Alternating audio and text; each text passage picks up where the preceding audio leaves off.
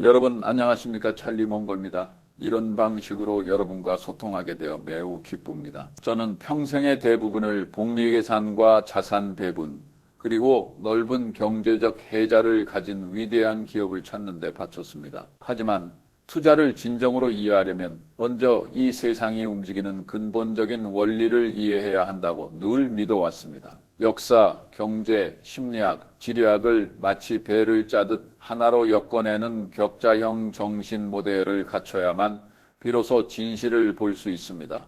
오늘은 한국에 대해 이야기해 보려 합니다. 지금 이 나라가 처한 상황을 한 단어로 표현하자면 저는 오래된 성어인 사면초가를 꼽겠습니다. 여러분도 아시다시피 저는 거꾸로 생각하라, 언제나 거꾸로 생각하라는 원칙을 숭상합니다. 한국이 왜 사면초가에 빠졌는지 이해하려면 최근의 소동이었던 비상계엄 사태만 봐서는 안 됩니다. 그것은 질병의 표면에 돋아난 고름일 뿐입니다. 우리가 봐야 할 것은 한때 한강의 기적을 일구고 전쟁의 폐허 위에서 세계에서 가장 선진적인 산업 체계를 세웠던 나라가 왜 갑자기 절벽 끝에 서게 되었느냐는 점입니다. 한국의 처지는 과잉 경쟁, 지정학적 숙명, 그리고 논리적 막다른 길이 얽힌 전형적인 사례입니다. 가장 밑바닥의 논리인 지리와 지정학부터 짚어봅시다. 저는 어떤 일이 장기적으로 지속 불가능하다면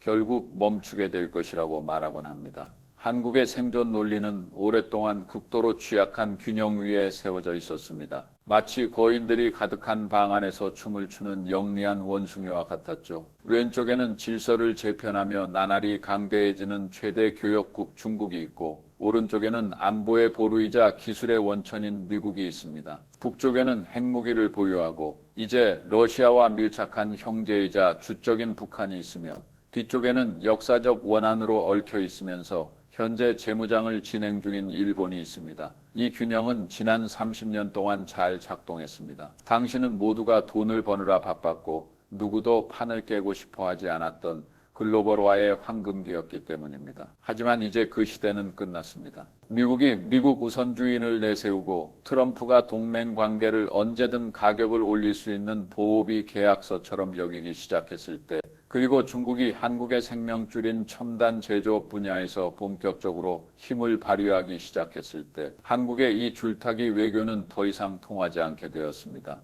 지금 한국은 제가 말하는 다중타격 콤보에 직면해 있습니다. 첫째는 북방의 그림자입니다. 북한과 러시아의 결맹은 단순한 안보 위협을 넘어 중대한 전략적 변수입니다. 이는 한국이 핵 위협뿐만 아니라 훨씬 노련하고 공격적인 지정학적 축을 상대해야 함을 의미합니다.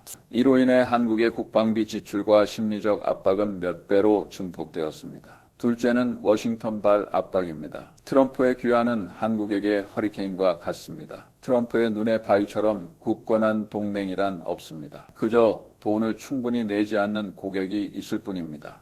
만약 미국이 한국에 매년 100억 달러의 방위비 분담금을 요구하거나 한국의 반도체와 자동차에 징벌적 관세를 부과한다면 한국의 재정과 산업 기반은 뿌리째 흔들릴 것입니다. 서쪽을 보십시오. 중국은 이제 더 이상 한국 제품의 단순한 구매자가 아닙니다. 조선 디스플레이, 심지어 메모리 반도체 영역까지 중국 기업들은 무서운 속도로 추격하고 있습니다. 최대 고객이 가장 강력한 경쟁자로 변했는데 정작 본인은 공급망 탈동 조화를 요구하는 또 다른 상전의 명령을 들어야 하는 상황, 이것이 바로 전형적인 사면초가 갑옷입니다. 하지만 더 최악인 것은 내부 상황입니다. 이야말로 진정한 내부로부터의 공격입니다. 한국의 정치를 보십시오. 저는 평생 인간의 비합리적 행동을 관찰해왔지만 한국 정계의 이 복수의 순환과 극단적인 대립은 여전히 놀랍기만 합니다. 역대 대통령마다 투옥을 면치 못하는 이 제로섬 게임은 정책의 극심한 불안정을 초래했습니다. 전 정부가 친중 성향이면 차기 정부는 극단적 친미로 가고, 전 정부가 화해를 추구하면 차기 정부는 대결로 치닫습니다. 시계추처럼 격렬하게 흔들리는 국가 전략은 국력을 엄청나게 소모시키고 있습니다. 그렇다면 이런 사면초가 갑의 처지가 보통의 한국인들에게, 그리고 그들의 경제적 삶에 무엇을 의미할까요? 경제학의 기본 철칙으로 이 문제를 바라봐야 합니다. 한국의 경제 구조는 가시머리형 괴물과 같습니다. 소수의 대재벌이 국가 총생산의 대부분을 통제합니다. 이런 모델은 추격의 시대에는 매우 효과적이었으나 혁신과 제로섬 게임의 시대에는 보통 사람들의 미래를 집어삼키고 있습니다. 수출이 막히면서 대기업의 이익률은 압박받고 있습니다. 코끼리가 감기에 걸리면 개미는 폐렴에 걸리는 법입니다. 보통 한국인들에게 가장 직관적인 영향은 바로 희망의 상실기합니다. 한국의 부동산을 보십시오. 인류 역사상 가장 미친 거품 중 하나입니다. 지정학적 리스크로 장기 자본은 들어오지 못하고 국내 자본은 갈 곳 없는 상황에서 모든 돈이 서울의 아파트로 쏠렸습니다. 지금 한국의 청년들은 제가 구조적 절망기라 부르는 상황에 처해 있습니다. 경제적 고통과 높은 생활비로 인해 한국의 출산율은 0.7 아래로 떨어졌습니다. 이는 생물학적으로나 경제학적으로나 자살 행위에 가까운 숫자입니다. 인구 대체가 불가능해지면 모든 연금 체계, 부동산 시장, 소비 시장은 결국 거대한 폰지 사기로 변질됩니다. 이것이 바로 사면초가 경제적으로 구현된 최종 형태, 즉 내부의 자기 소모입니다. 한 나라의 청년들이 더 이상 결혼하지 않고 아이를 낳지 않으며 심지어 연애조차 사치로 여길 때 그 나라의 경제는 가장 핵심적인 동력인 미래에 대한 신뢰를 잃은 것입니다.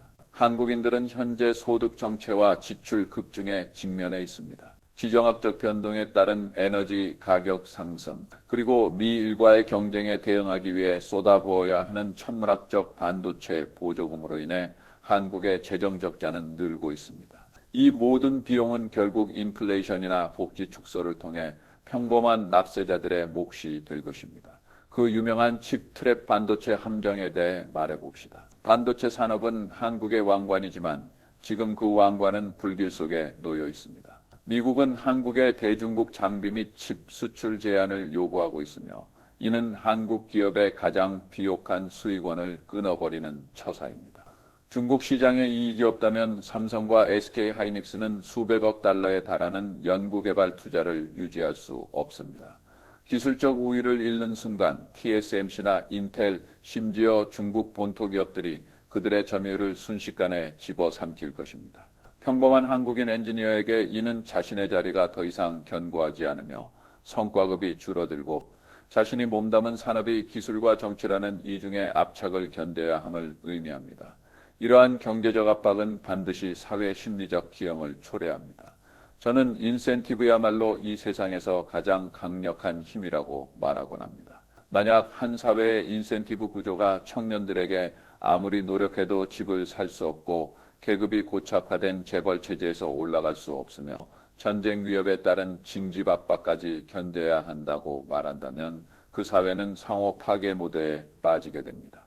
이 상호 파괴는 남녀 갈등, 극단적 정치, 그리고 약자에 대한 배척으로 나타납니다.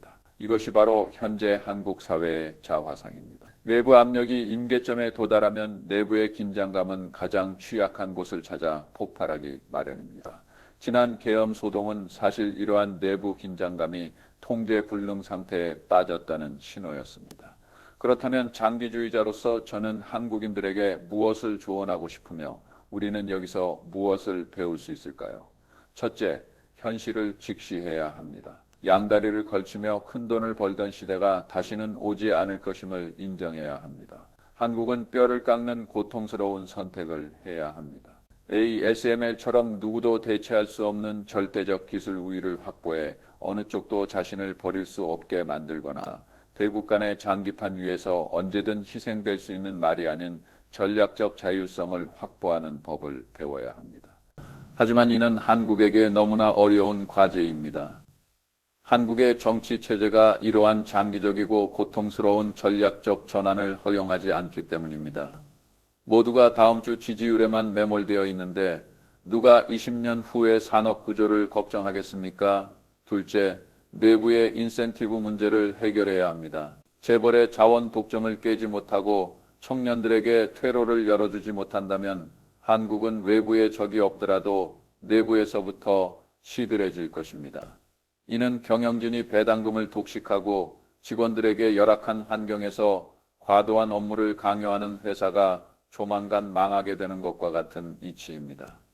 한국에 처지는 많은 외향적 중견 국가들의 축소판입니다. 복리는 불을 쌓기도 하지만 문제와 갈등이 제대로 처리되지 않을 때 그 역시 복리로 불어난다는 사실을 우리에게 일깨워줍니다. 정치적 양극화, 지정학적 악화, 경제 구조의 노후화, 그리고 인구 붕괴라는 네 가지 요인이 중첩될 때 제가 말하는 롤러팔루자 효과, 즉 여러 힘이 합쳐져 발생하는 거대한 부정적 폭발이 일어납니다.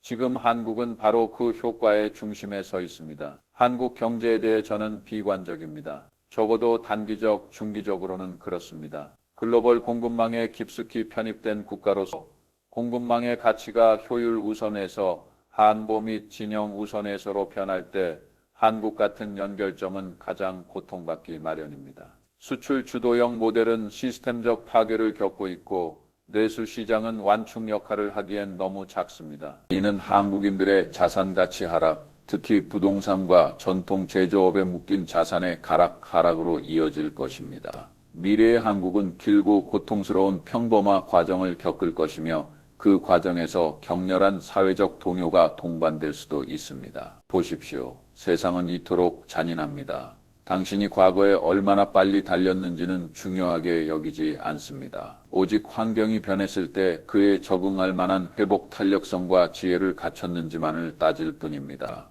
한국의 사면초가 이른 본질적으로 과거의 성공 방정식이 물리적, 논리적 한계에 부딪힌 결과입니다. 근면함과 국가적 도박, 모방과 개량을 통해 세계 정상급으로 올라섰지만 이제 길은 좁아졌고 불빛은 어두워졌습니다. 관찰자로서 저는 한국이 전 세계에 훌륭한 본보기를 제공하고 있다고 생각합니다. 한 나라가 기본적인 합의를 잃고 정치가 순수한 복수의 도구로 전락하며 복잡한 지정학적 게임에서 중심을 잃을 때 수십 년간 쌓아온 부가 단 몇 년 만에 붕괴 위기에 처할 수 있음을 보여주기 때문입니다. 이것이 제가 여러분께 전하고자 하는 진실입니다. 다소 비관적으로 들릴 수 있겠지만 제가 늘 말하듯 현명해지고 싶다면 끊임없이 왜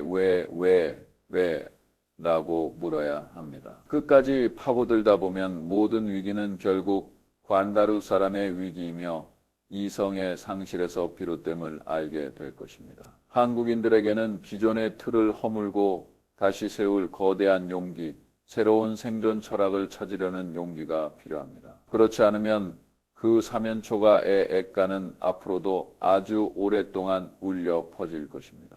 이러한 고찰이 여러분께 영감을 줄 수 있기를 바랍니다. 기억하십시오. 언제나 현실을 직시해야 합니다. 특히 당신이 보고 싶지 않은 현실일수록 더더욱 그렇습니다. 감사합니다.